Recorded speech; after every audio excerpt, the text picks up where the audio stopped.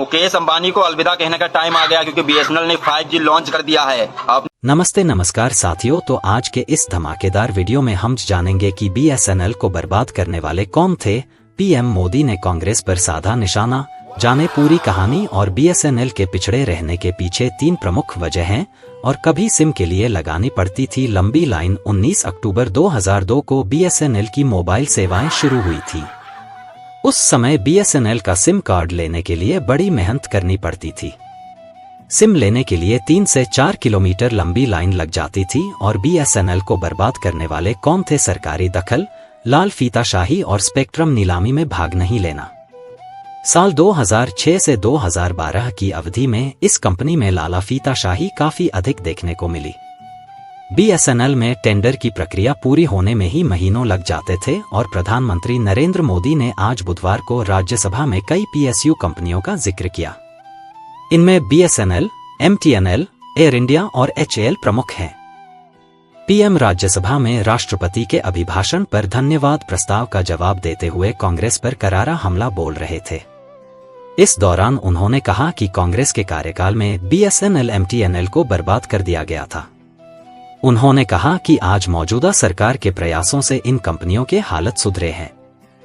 आइए पहले जानते हैं कि पीएम ने आज क्या कहा। हम आपको ये बता दें कि बीएसएनएल एक जमाने में बहुत बड़ी टेलीकॉम कंपनी थी, जो आज के समय में सबको याद आता है जब जियो और एयरटेल ने अपना रिचार्ज प्लान बढ़ा दिया। और हम आपको ये बता दें कि क्या बोले पीएम। बोले, कांग्रेस ने कहा कि हमने पीएसयू बेच दिए, पीएसयू डुबा दिए। भांति भांति की बातें यहां पर कही गई और वरिष्ठ लोगों तक ने ऐसा कहा। याद कीजिए, बीएसएनएल, एमटीएनएल को बर्बाद करने वाले कौन थे? कौन सा कालखंड था जब बीएसएनएल, एमटीएनएल बर्बाद हो चुके थे?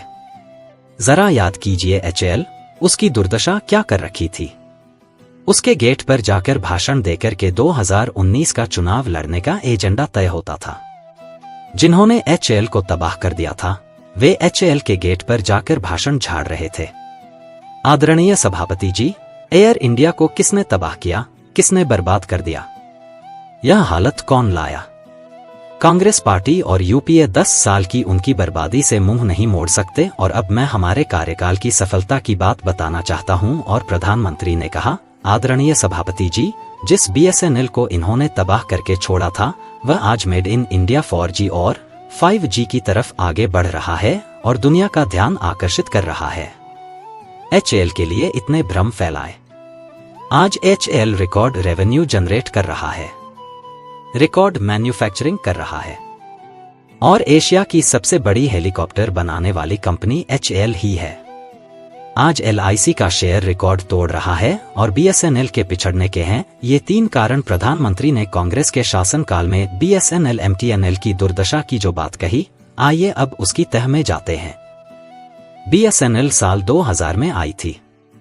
साल 2000 में बीएसएनएल में भारत सरकार की 100% हिस्सेदारी थी। कंपनी दूरसंचार विभाग के नियंत्रण में रही।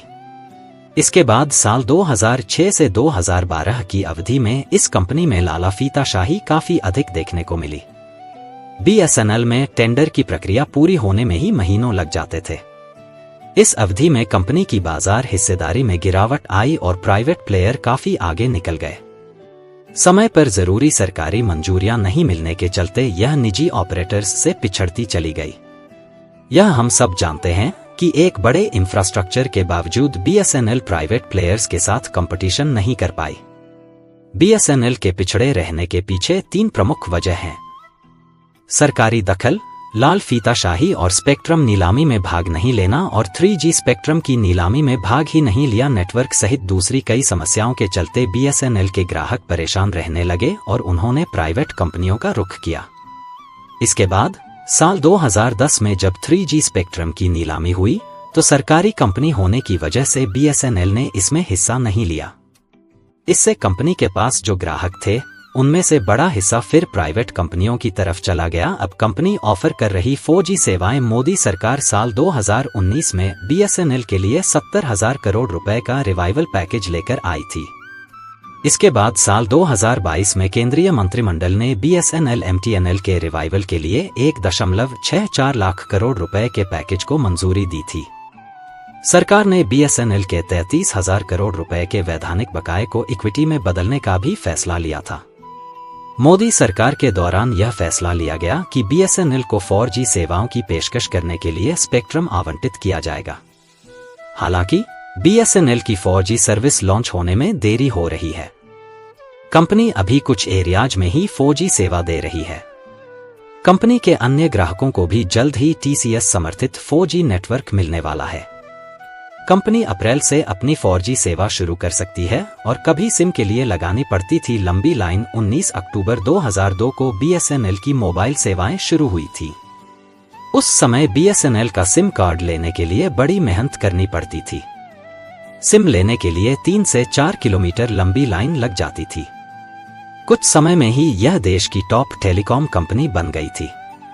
वहीं MTNL मुंबई और दिल्ली में अपनी सेवाएं देती थी। तो साथियों, आप लोग मेरे चैनल संजू वर्ल्ड जोन को सब्सक्राइब करें और यह वीडियो आप कहां से देख रहे हैं आप कमेंट करके जरूर हमें बताएं। तो हम इसी के साथ मिलते हैं अगली वीडियो में। तब तक के लिए फिलहाल इतना ही। जय हिंद, जय भारत।